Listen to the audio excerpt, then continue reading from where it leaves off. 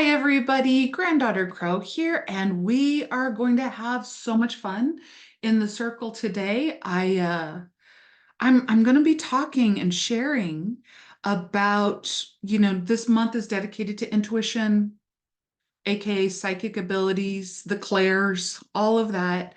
And yet today I'm actually going to be talking about the guides and the different types of guides and who are you working with so that you can understand that they're going to have different messages come at you in different ways and we approach them in different ways, all of that kind of stuff. And as I was going through this, I'm like, I have never just dedicated time to really talk about my understanding around this.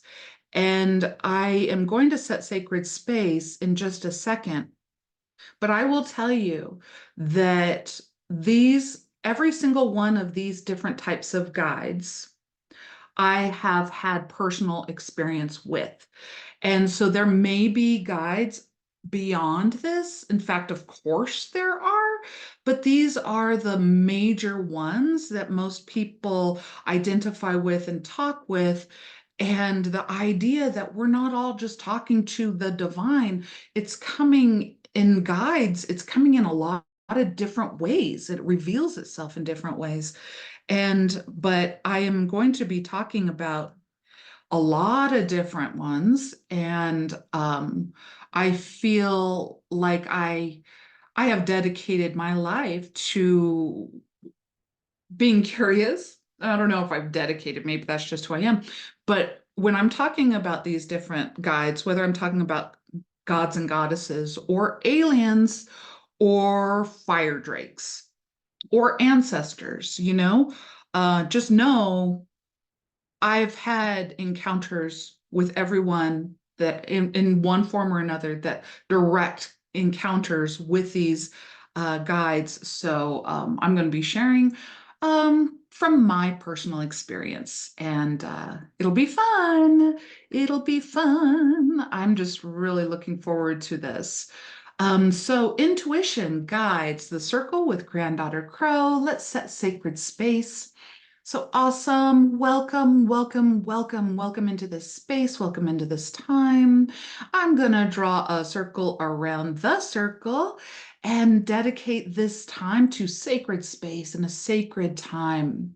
I am going to be talking about the different guides, and I do want to put a beautiful protection around each of you that are listening to this.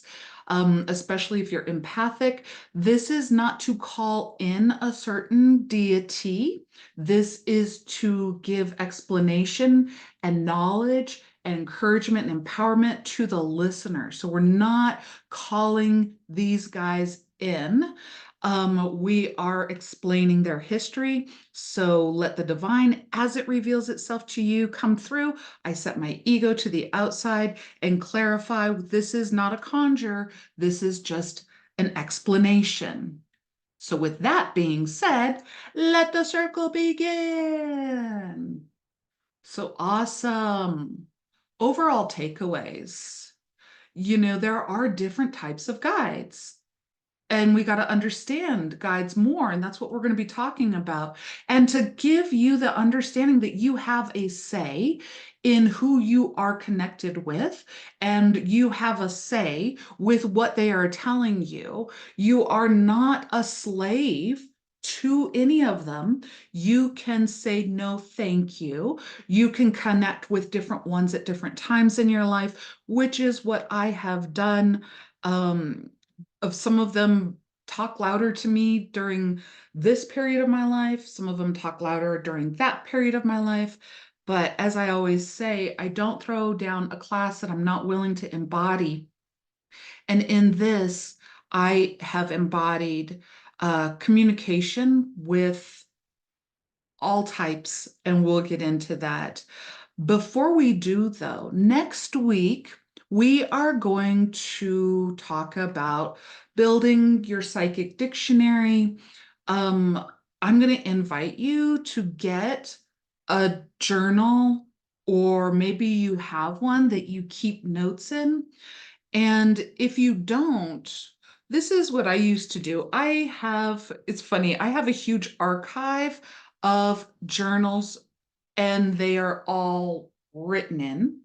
And it's really interesting because you can use the journal to be able to help you not only keep track of, your lived experience, but to, as well as your spiritual experience, but it also helps you. We can use the scientific method to build your psychic dictionary so that you have a straight, way to communicate. And so we're going to be talking about that. I really wanted to just say, if you don't have one of these, you can order it online, ask for it to be gift wrapped. When you get it, it is your present to you. I love to utilize the really expensive ones. And the reason why I do that or did that when I was really journaling is because I needed to find my voice, and I needed to make sure that I was afraid to write in a beautiful journal at first because I was like, are my words worthy? And yes, they are. So what I used to do is go out and spend, the 30, 35 bucks, whatever. I don't even remember how much it cost. I'd buy a special pin. I would ask the shop to gift wrap it, and I would approach it as a gift to myself. And when I started journaling, it was so beautiful because I was like starting to get my voice back. And it was great. So it was really interesting. Today I was like, what do I talk about? And so Jeff said, well, journaling, you have like a whole shelf from you have the evidence of how much you've journaled and what it's done in your world. And so I went downstairs and I just grabbed this one off of the shelf and I opened it up, and it just says, Mighty Freya, I honor you. I respect you. I wish to know you. In turn, you seem to be helping me to know me. I said, acceptance. I see, I seek this, and I must seek it from self. And then I go on to write about perceiving, which is what we're talking about with the clairs. It's about how we're perceiving the energy. And I said, how I am perceiving is vision, hearing, and feeling and thoughts. But I want to increase my perception and show me, speak with me, touch my life, allow me to communicate with you. And then I said this prayer to her that would you increase my intuition by X% as I am dedicating myself to increase. And I thought, I was like, whoa. I mean, this was written in 2011. And it's really interesting to me because I forgot about seeking and unfolding more in my own uh, regard with my intuition. By this time, I had Granddaughter Crow, but I wasn't working full time Granddaughter Crow. And I just really was seeking more. And it led me to think we work with different deities, and I still work with Freya, but we can ask these deities to open up our intuition. If you are already busy enough, don't ask them to double it, because it'll throw you out of balance, just, but you can start talking to them. And so I got this idea that we can talk with our guides about opening up our intuition. And if we do that, who then are our guides? And then I was like, oh, I got it. I'm going to share this. You have a say. So here we go. Personal experience from Granddaughter Crow. When you sit down with me in the circle or for a one-on-one session. If you've been doing it for years, you probably know the drill. Welcome into this space, into this time. And then there's this line that I say, as the divine reveals itself to you. So why do I say that? Because I understand that the divine has different ways to reveal itself to us, and that it depends on where we are, and it depends on our lived experience, the way that we can understand. And when I talk with other psychics, they it's funny to have these conversations because you never really have them. Um, who are you speaking with when you are doing a read? I will ask them that. And most of them will say they're talking with their guides. And I'm like, really? And small percentage will say, I'm not talking to guides, I'm just reading the cards or the runes or whatnot. That's what I'm doing. And then some, in fact, I don't know if I've ever run into a person that does what I do. Most of them will say, I'm talking to my ancestors, I'm talking to my guide, I'm talking to my angels, I'm talking to, my aliens, or I'm talking to the divine. But I actually do something very, very different. And this is the way that I do it. It came naturally, and I didn't think of any other way. When I'm doing a read, I'm not talking to my guides, I'm talking to your guides. So in that, I have experienced, I'll sit down with a person and I'll be like, Egypt, angels, you know, it hits me. Um, Not really, really hard. It depends on where the person is. And a lot of people have not defined their personal path. And sometimes it doesn't really even matter. But I do work with the natural world. So I guess that would be my guide. But really, a lot of times I'll just be sitting there and then I'm like, do you work with Thoth? Because Thoth is here. And they're like, oh my God. So a lot of times what I'm doing is I'm looking towards yours and working with the natural world. I remember one time I did want to ask my guide something, and I literally asked that person, is it okay if I call in one of my guides to tell me something? And they're like, yeah, do what you do. And so I did, and I got more information, but I'm working with your guides. So it's kind of interesting. These are conversations that we just don't have. And it's just kind of beautiful. So different ways, because we're different individuals, and the divine will reveal itself to you wherever you're at. Can it change? Absolutely. When I needed a shepherd, Jesus came. When I needed an empowered female, Freya showed up. It can change. I have worked with aliens, I have worked with all of these different deities, the dwarves, a lot of them. And then I want you to really kind of think about, who do you work with, and have you defined it? And or are you working with something that you didn't recognize? It was just an energy. And then all of a sudden it's like, oh my God, that's my ancestor. That's happened to me with my grandfather. I was working with a Native American shaman in the underworld for a long time. And it wasn't until way after that I was like, holy crap, that was my grandfather. I didn't realize that I was working with my DNA memory. So here we go. This is going to be fun. God's different types of guides. And I put this diamond in there because this kind of to me represents guides, but there are so many different ways to perceive it, so many different angles, but it is like a diamond. So these are the categories I'm going to be talking about today. The gods and the goddesses. I'm going to be talking about the angels. I'm going to be talking about the aliens.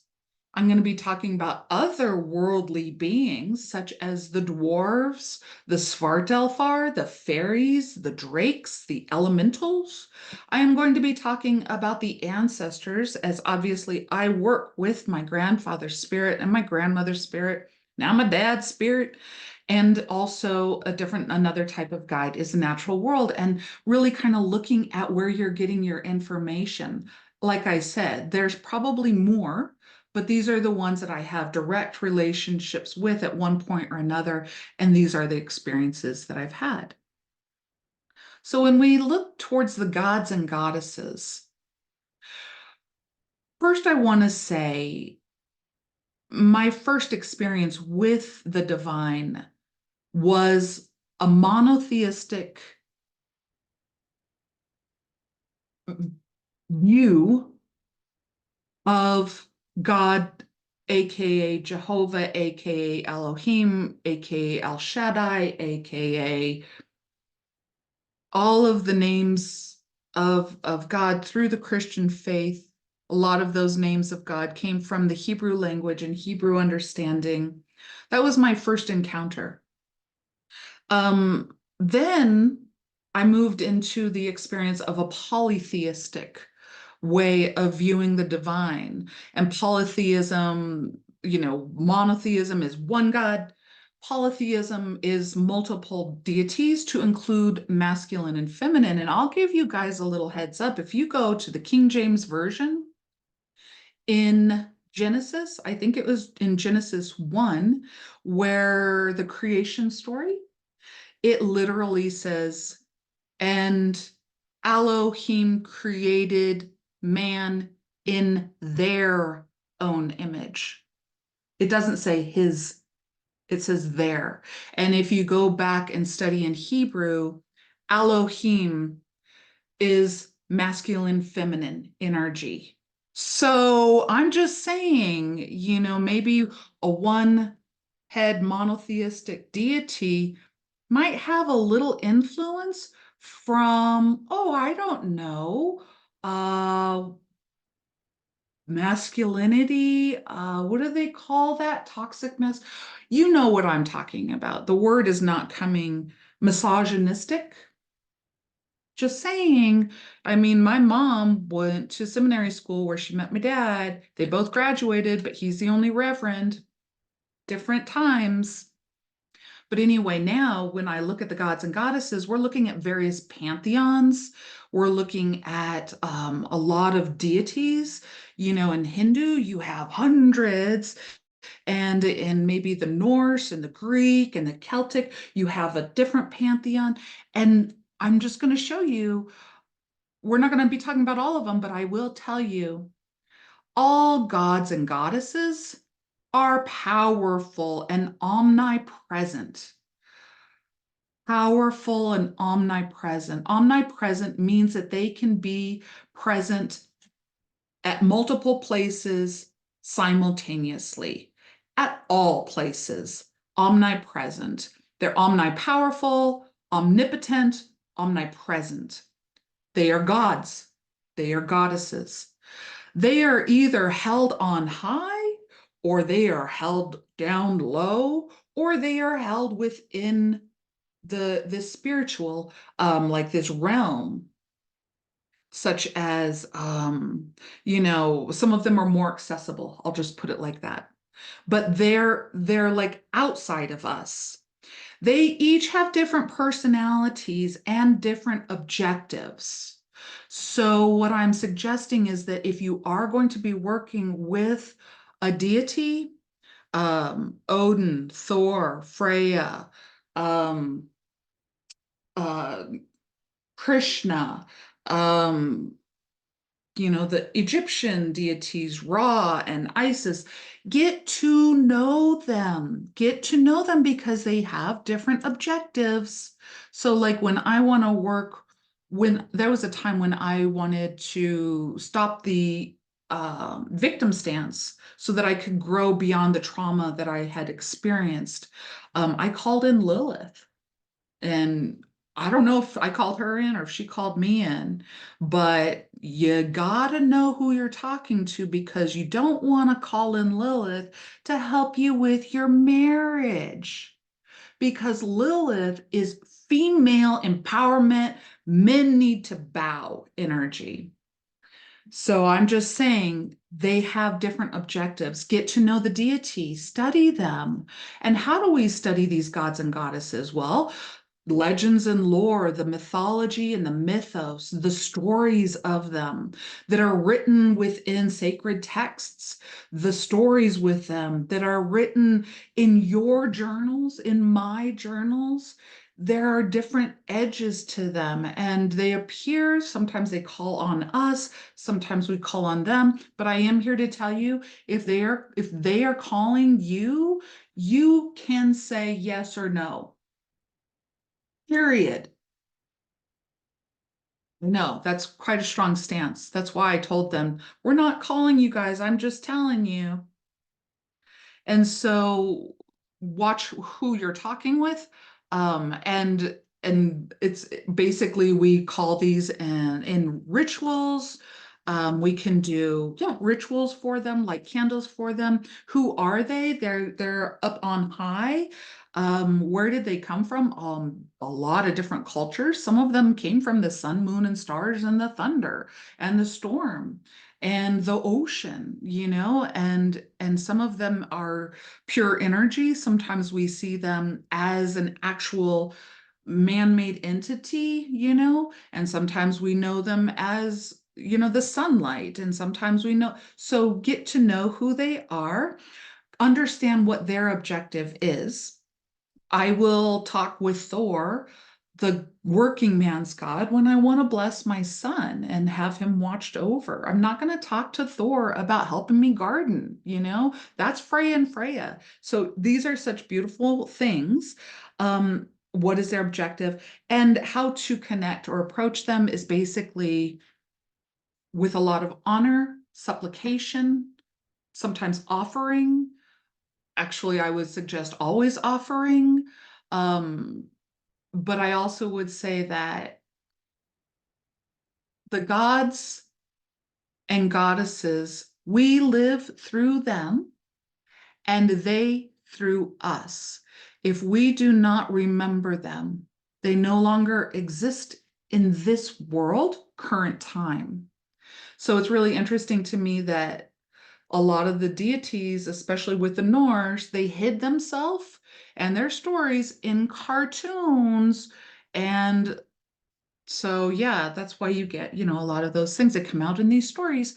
But anyway, that's on high deity. So let's move on because I'm just looking at the time and I'm like, whoa, I've got a lot to go through. Angels. Woo! Angels have a mission.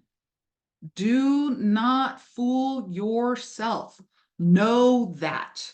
And their mission and objective is not always to be your guardian. They can actually be indifferent at times. I have experienced angels that are like these tall white pillars, and I try to talk to them and they just ignore me because I'm an ant on an anthill to them. They can be very indifferent, but they can also be very engaging. There is a hierarchy when you look at angels, and then I also want to say angels have arch nemesis because a third of them fell. Well, shit, Granddaughter Crow. It was interesting. I've worked with the angels. There's the cherubim. We'll just kind of go back to different types. The cherubim. The cherubim are usually depicted as little babies, but their main goal in Judaism and all of those old um, sacred texts, they are there to praise God, period. That's what they're there to do. I know that we have the cute little one that's about love and all of that, but really their objective and mission is to praise God. And so, when you are like heavenly host, praise, blah, blah, blah, blah, blah, those are the ones that they're like, yeah, we are. There are the archangels, And now we're looking at Raphael, Michael, Gabriel, um, Azrael, a bunch of these. These arc meaning chief. They have a certain amount of power, and there's different levels of them, and they have power and authority. And so you know, when I call on Gabriel, he is the one that announces at the end of time that death is coming, so I'm not going to ask him for healing because that's not his job. There are the seraphim. There are the guardian angels. Those are going to be closer to mankind and understanding mankind. But there also, if you read the book of Revelation, there are some that come out like this big fire and lion with a bunch of snakes and all of these eyes.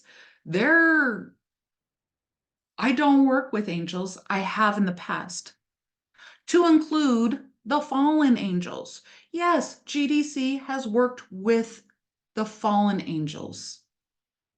They will, they're very rebellious in that they're like, I'm really not that bad. I'm just here to tell you the truth. Remember the tree of knowledge of good and evil?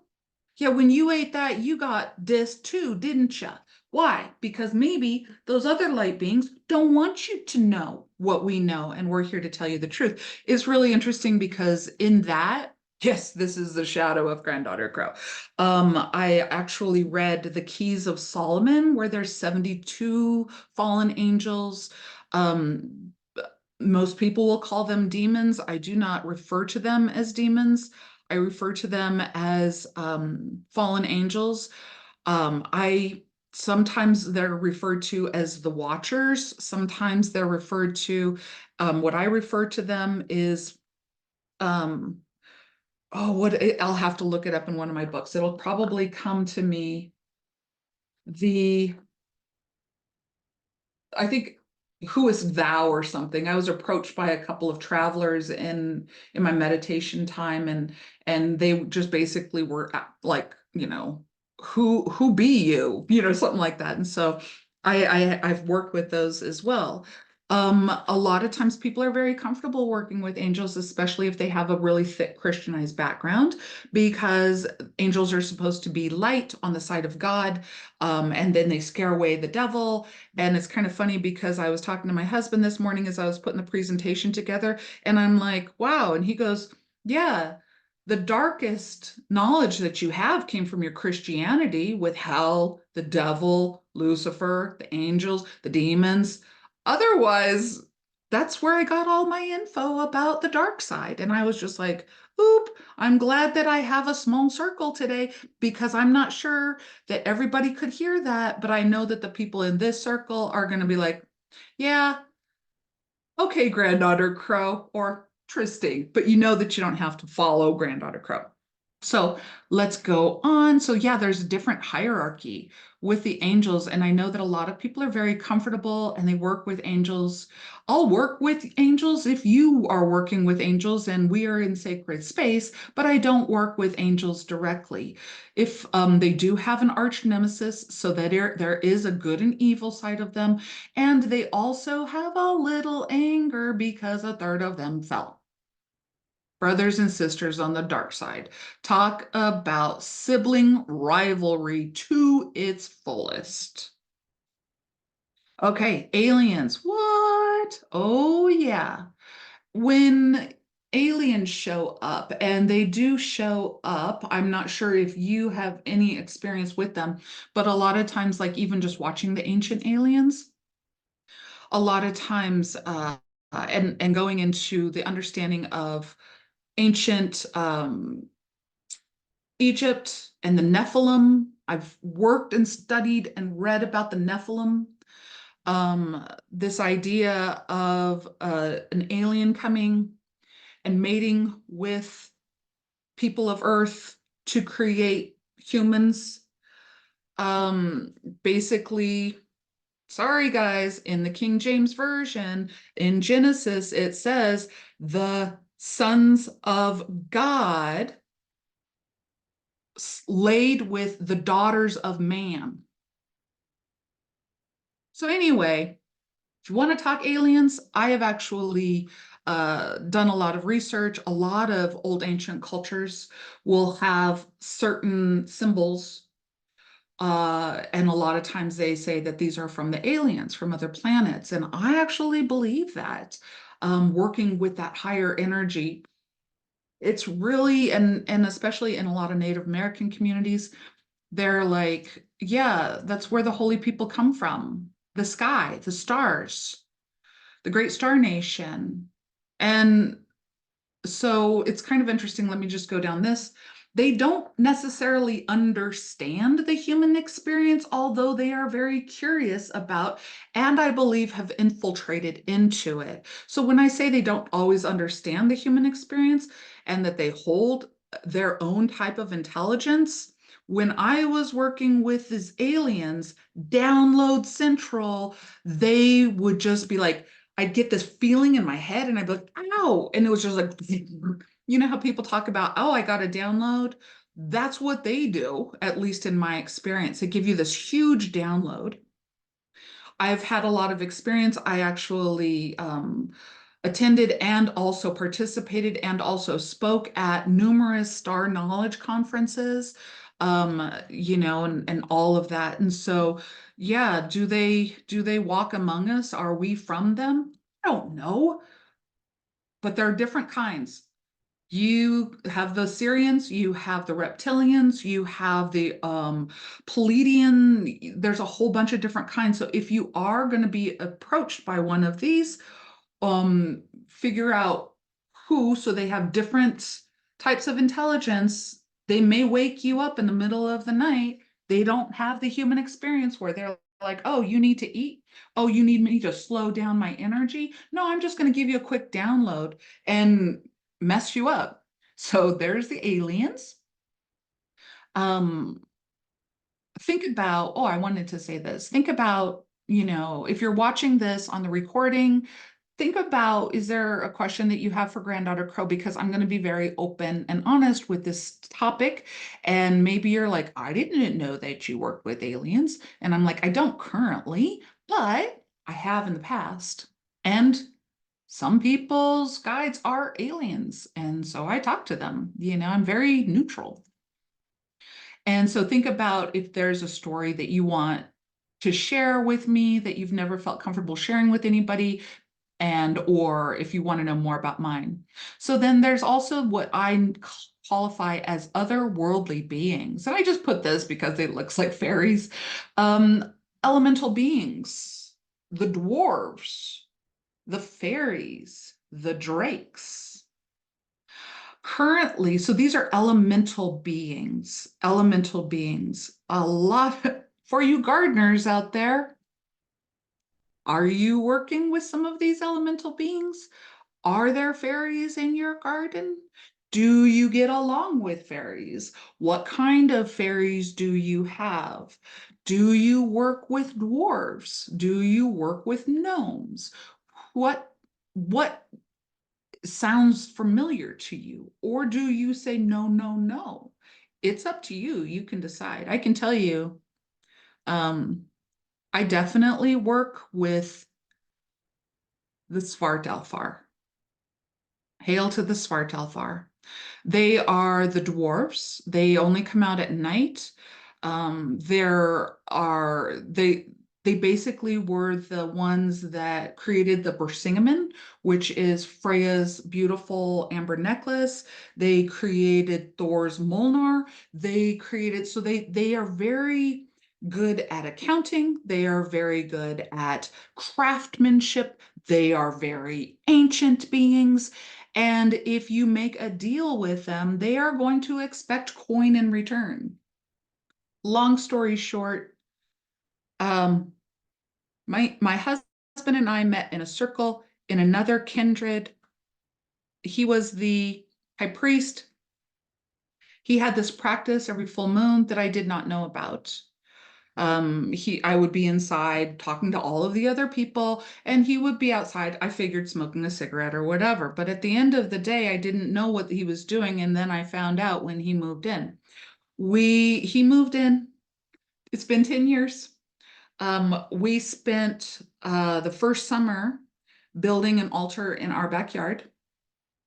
And every full moon, we toss at least a coin. And I remember at that time, I was not working. I took the summer off in 2014. My husband was working. We had just built the altar, and it was like I went out and I was looking at the altar and this and that. And then all of a sudden, I had this like knock, knock, knock. And I was like, who's there? And it was like, um, give me some silver. I want to come in. Give me some silver. I want to come in.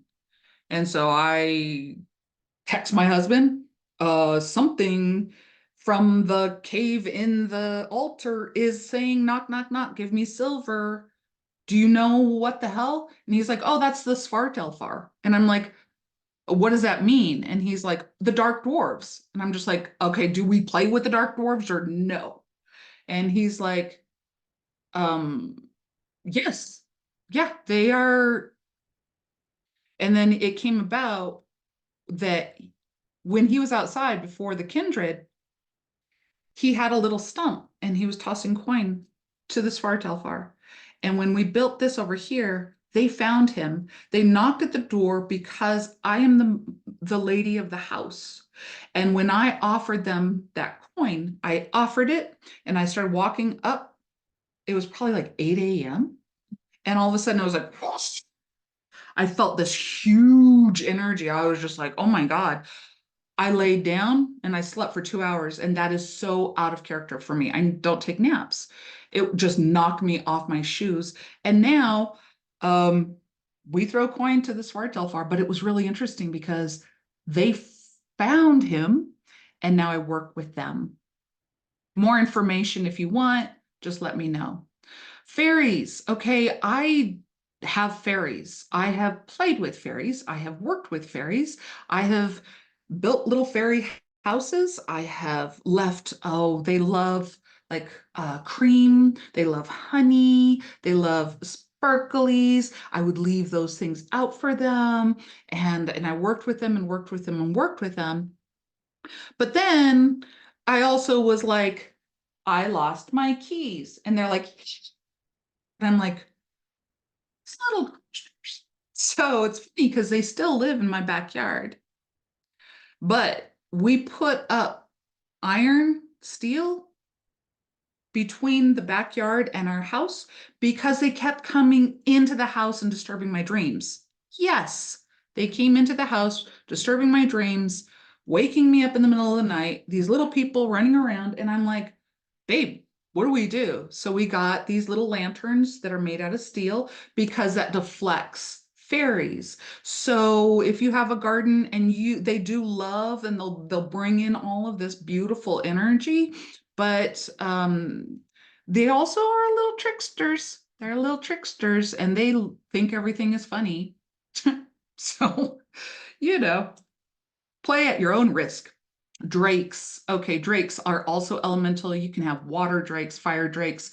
Um, Basically, I have a fireplace and I would call in the drakes, the fire drakes, years ago. I haven't done this in a long time. And I would just set sacred space and be sitting there. And this is when I needed that energy. Drakes are very almost reptilian, but they come through fire or water, that kind of a thing. And I would take pictures with my camera, and you would literally see as the fire flames would move up. Sometimes you would look at it and go, holy crap, there's a dragon, a drake, a fire drake. So I'm indifferent about drakes. I love that they are elemental. I don't ask them to guide me like I used to, but the drakes are there. So hail the drakes, the elemental beings, the otherworldly beings. Okay, so moving on up. Now, here we go. Ancestors. These are ones that I currently work with. The difference between ancestors and otherworldly beings or aliens or angels or gods and goddesses is that they actually hold a human experience. Why does that matter? Because when I'm working with the angels and the gods and goddesses and the aliens, they will wake me up at 3:33, irregardless of whether I've had any sleep, irregardless, they will interrupt and I have to go, hey, I'm in human form. I have to sleep, you guys. I'm in human form. So I've had discussions with a lot of different guides and deities because I'm just like, and sometimes I need to remind them, hey, look, my body is worn out. I need food and sleep and shelter, etc. But ancestors know that. They know that. So when you are working with your ancestors, they do hold the human experience. So they aren't going to push you like the other deities and guides will want to push you. They come through, they have DNA history, they have an individual personality. So, literally, when I'm talking or somebody comes in from the other side, they have a personality. Yes, the personality usually has evolved after being on the other side. It has reviewed the life, seen different things, has a different understanding, and all of that, but they still hold a distinct personality with them. And I think that that's a really beautiful thing because, you know, maybe you work with the ancestors, maybe you don't. In order for me to, it's something that I just do. Um, Shamanism works with ancestors, but shamanism also works with deity. Different shamans for different things. But anyway, one thing that you got to understand when you're working with your ancestors is that you give them respect because they are happy that you're here, because you are an extension of their suffering that they gave and sacrificed. So when you talk with your ancestors, give them a lot of respect, but it's also like just sitting down with an elder. They may say, this is what I want you to do. This is what you need to do. But at the end of the day, they're saying it because of their personality. Take it with a grain of salt. I'm not just going to be like, yes, I will do that. My ancestors told me. I'll be like, uh, okay, grandpa, I don't call him, but it's just like, oh, okay, okay, I hear you. Doesn't apply, but I understand where you're coming from. So feel free to discuss, but a lot of times they do. The ones that I work with have my best interest at heart. So I usually just go along with what they have to say, honor them. I honor them every full moon. Hail to the ancestors. When I talk about hail to the ancestors, I'm not only talking about my grandfather, now my dad. Um, I talk, I put the trees in here. Those are my ancestors. The mountains are my ancestors. Earth is my ancestor. And we stand on their shoulders. We stand on the shoulders of our ancestors. They have paved the way. And now my job is to become a good ancestor and share wisdom and knowledge for the next generation of leaders. The natural world. Whoop, whoop, whoop. This is what I do. Speaking of trees and mountains, hello, ancestors. Nice segue. The natural world. This is the plants, the animals, the landscape. This is the seasons. This is the weather. They do understand the third dimensional experience, unlike angels, unlike other dimensional beings. Deity is a multidimensional being, angels are multidimensional beings, aliens, obviously, multidimensional beings. But the natural world is not human, but it is relatable to the human experience. The difference is they are not unlike angels and demons, there isn't a positive or a negative, meaning good or bad. There is just, it is what it is. This is, at this point in my life, the natural world obviously is the guide that I work with all the time. It understands being in the third dimensional world. It understands the hunger. It understands the seasons. It understands the cycle that my body understands, this circadian rhythm. It understands. And when you approach the natural world, it's like if you approach it enough, it's like, don't you remember you are me? You are the natural world. I see you.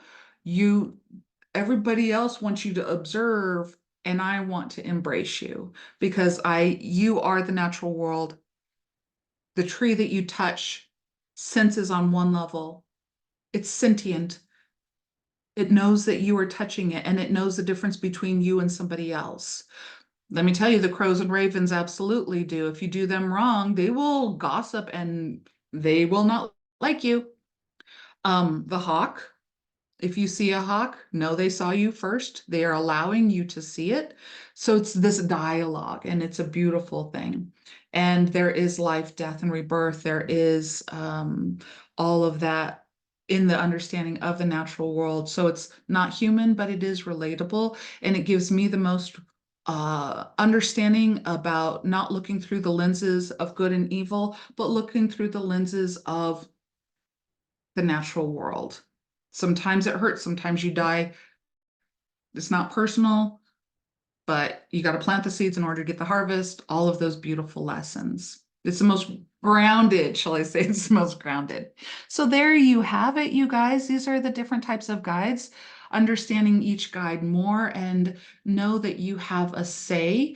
Sometimes they approach you, like this guy, and sometimes they have each different objectives. They come from different places. Sometimes they can relate to you, sometimes they don't. Sometimes they have missions, how to connect with them and approach with them. And I hope that through this, you can build a better or deeper understanding of who you connect with and talk with them, connect with them. 3 card pull. Yay. I don't know. I almost want to write a book about interviewing people who work specifically with one or another and laying the framework. I think that would be really interesting. I don't think there's a book out there. Maybe there is. There's always, this isn't a new original idea, Granddaughter Crow. So anyway, pick group 1, group 2, group 3. Group 1. Ooh, group 1. You get the budding trees, moon, expectation, process, and goals, touching the sun and the moon, rising above. Allow the temperature of the environment to warm up. The wisdom of the natural world. Aww. And gather. Pay attention to things that are around, your resources that you already have. Sometimes it's really just about figuring out, oh, well, I already have that resource. Oh, okay. So there is that in a nutshell. Womp womp. Okay. So here we go, group 2. Ooh, I just felt the masculine energy come in again. Oh, take time to heal. It's a process. The frog's return moon. Sometimes it's really frustrating when we are sick or under the weather or have to redo our nutrition or whatever. It's not just a physical thing, it takes an emotional toll too. So set your dreams, let the healing process go, determination, cooperation, get a support team. It's really beautiful. And stand tall. Stand tall with the highest of honor because you just went through something that is very difficult, but you made it. Have patience with yourself and stand tall. Group 3. Ooh, group 3. The East. I love it. New beginnings, thought process, and inspiration. Here we go with the eagle. Fly high, rise above. Brand new things coming in. What? Okay, here's the whale. So that really kind of makes me think the whale is kind of like the Akashic records, the archaeologist of sorts that studies and knows a lot of stuff and has seen and studied patterns throughout history. So it's basically like whatever we're going through, know that there is a process. Look back on how much history you know and all the cycles, and know that a new day is coming. So there you have it. Woo woo. To think I didn't know what I was going to talk about today. Blah, blah, blah, blah, blah, blah, blah. The crow is on fire. Okay, here we go. So thank you, thank you, thank you, thank you. This is Intuition talking about the guides. This is the circle with Granddaughter Crow. I just want to hail all of the energies that I just spoke with. Thank you for respecting this space and know that we are not summoning you. We're just discussing what it is in order to get to know how we want to approach you with respect on the flippity flip. So thank you, thank you, thank you. And I will look forward to hearing any feedback and I will see you on the flippity flip.